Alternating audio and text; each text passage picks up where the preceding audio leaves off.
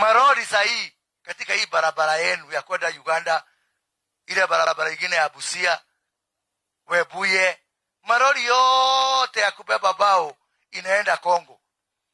Sio lazima Ebola iletwe hapa na Muamerika.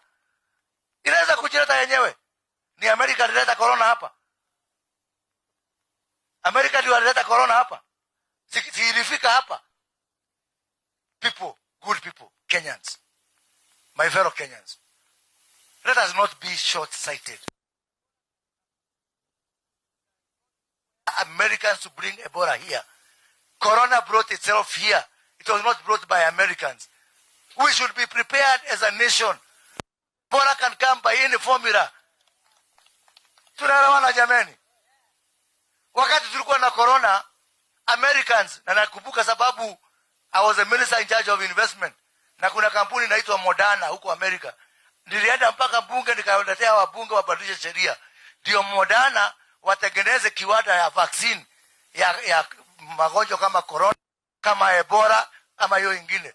Nilifanya hivyo ndio niue watu.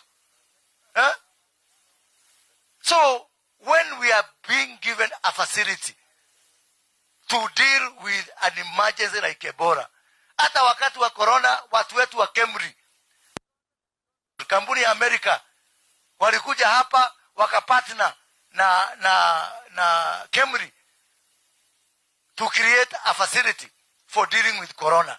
What is wrong if we are ready for Ebola? Ebola inaweza kujileta. Kwani unafikiria Ebola inaongea Kizungu? Hata sasa itasikia tu Amerika. Ujinga mwingine mimi sijui tulitoa wapi jameni. Sijui ujinga tulitoa wapi. Na mtu ombea jameni. Sana sana watu wa kule kwetu. Tunahitaji maombi kama ina mnaombaga hapa. Interdenominational prayer. Lakini wapige Ebola, wasipige Ebola, wapige hiyo ingine, wasipige hiyo ingine. Two term is a must. Meza